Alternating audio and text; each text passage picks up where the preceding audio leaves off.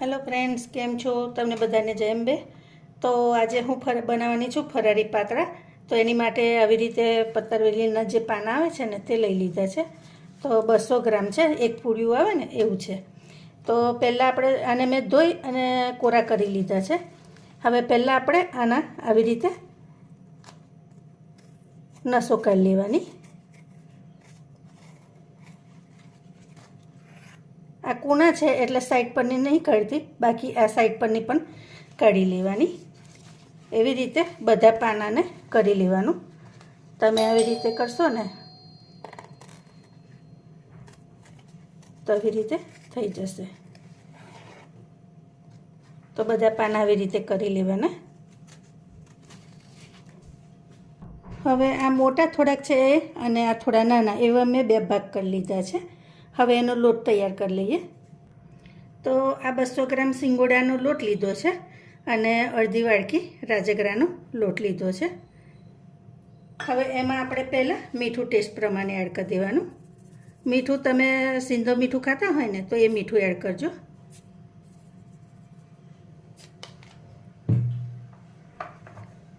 એમાં થોડુંક સંચળ powder add કરીશ. સંચળથી શું થશે, એનો ટેસ્ટ થોડો ચટપટો સરસ લાગશે. હવે આદુ મરચાંની પેસ્ટ છે એ એડ કરી દેવાની. થોડી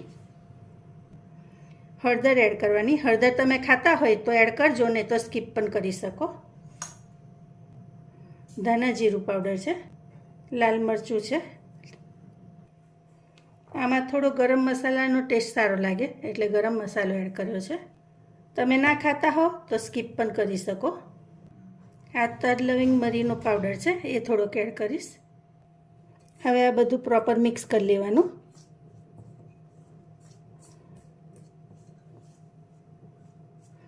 હવે વચ્ચે ખાડો કરી અને છાશ એડ કરીશ. છાશ ખાટી લીધી છે, તમારે ખાટી છાશ લેવાની. એમાં ગોળ એડ કરી દેવાનો. ગોળ તમે સ્કીપ પણ કરી શકો. તમને ખાટા ગમતા હોય ને તો ખાટા રાખવાના, નહીં તો આ થોડાક ખાટા મીઠા સારા લાગે એટલે ગોળ એડ કર્યો છે. ગોળ ઓગળી જાય એટલે એમાં તેલ રેડવાનું. તો 1 ચમચી સિંગ તેલ એડ કરી દેવાનું. હવે આ બધું આપણે મિક્સ કરી લેવાનું.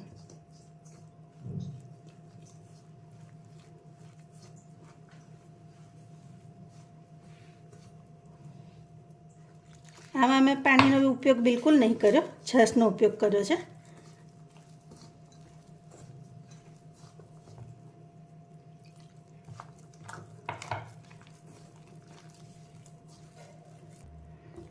તો જો આવી રીતનો લોટ બંધાવવો જોઈએ. થોડોક જાડો હોય ને તો પાના પર પથરાય સરસ, એટલે આવો લોટ રાખવાનો. હવે આવી રીતે પ્લેટફોર્મ ચોખ્ખું કરી લીધું છે મેં. હવે એની પર આપણે એક પાનું મૂકીશું આવી રીતે. હવે મેન પાના ચોપડવાની જ ખૂબી છે, એટલે તમે જો બરાબર જોઈ લેજો.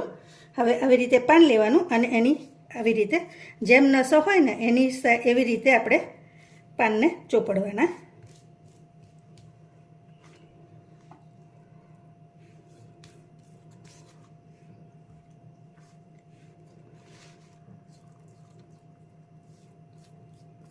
આવી રીતે પ્રોપર એને ચોપડવા દેના.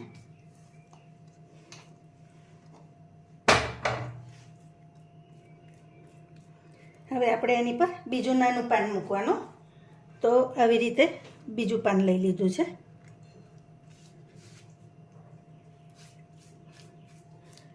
આના ટુકડા પણ તમે કરી શકો. પાનના તમારે ટુકડા કરવા હોય ને તો.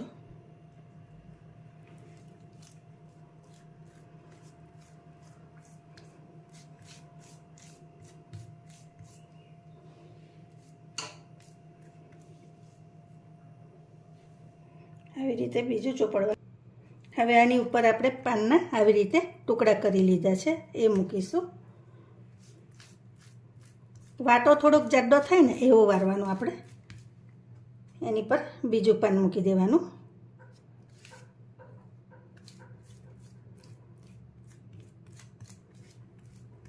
અને ખીરું તમે રાખો ને તો થોડુંક ખાટું મીઠું રાખજો હંમેશા, તો વધારે સરસ ટેસ્ટ આવે એનો. આવી રીતે ઉપર પણ લગાવી દેવાનું. જો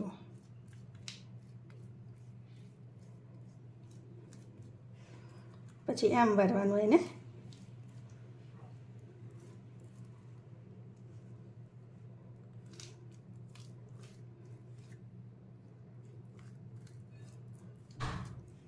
અને પછી આમ ટાઈટ રોલ કરી દેવાનો એનો. જુઓ તો આવી રીતે વાટો તૈયાર થવો જોઈએ. બરાબર, આવી રીતે બીજા વાટા કરી લઈએ આપણે. બીજી સાઈડે આવી રીતે તપેલું લીધું છે, એમાં પાણી મૂક્યું છે અને માળો ગોઠવી દીધો છે. હવે આને આપણે પહેલાં ગરમ થવા દઈશું, ત્યાં સુધી બીજા વાટા કરી લઈએ. તો જો ફ્રેન્ડ્સ, 3 ને 3 6 વાટા થઈ ગયા છે આપણે આટલા પાનામાં. હવે એને તપેલામાં મૂકી લઈએ. તો જો તપેલામાં પાણી બરાબર થઈ ગયું છે. આવું થઈ જાય એટલે આપણે વાટા મૂકી દેવાના. તો સૌથી નીચે જે મોટા વાટા હોય ને તે મૂકવાના આવી રીતે.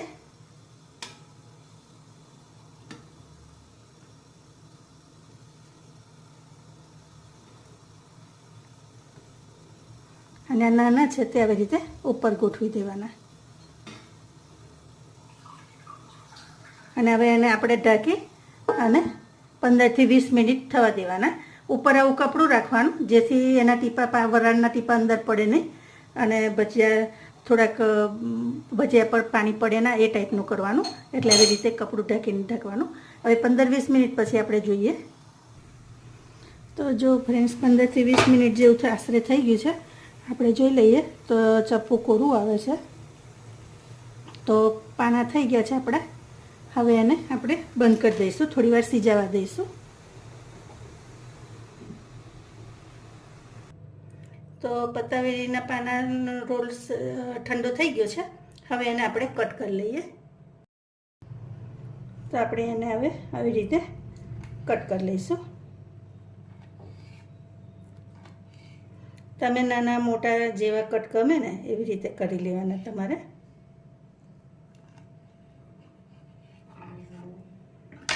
તો જો તમે જોઈ શકો છો પાના કેવા સરસ થયા છે.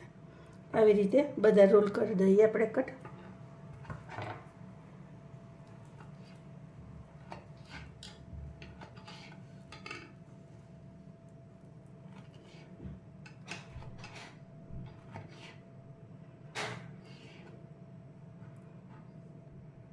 હવે ફ્રાય પેન લીધી છે, એમાં 1 ચમચી તેલ એડ કરી દેવાનું.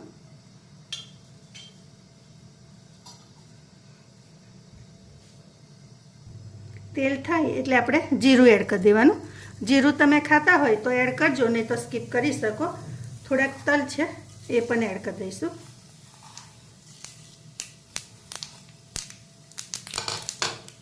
અને આમાં આ પાના મૂકી દેવાના.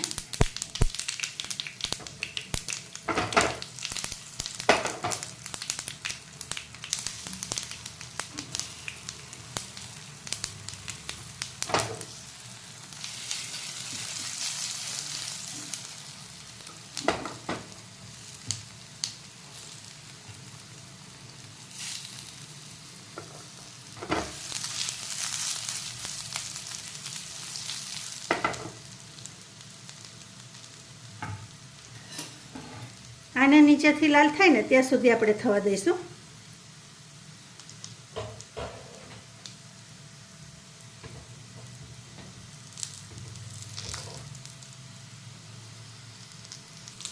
હવે એને ફેરવી લેવાના. તો જો નીચેથી આવા લાલ થવા જોઈએ.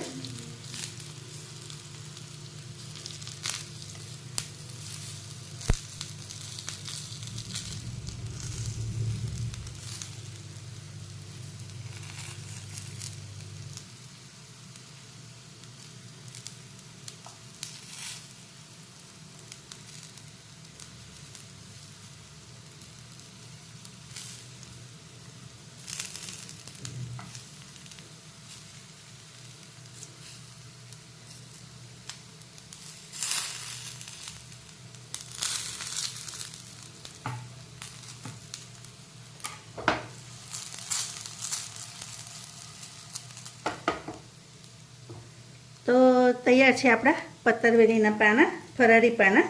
તો તમને મારી રેસીપી કેવી લાગી એ જરૂરથી કહેજો અને એકવાર આ રેસીપી ચોક્કસથી ટ્રાય કરજો. લાઇક શેર સબસ્ક્રાઈબ કરવાનું તો બિલકુલ ભૂલતા નહીં. Thank you.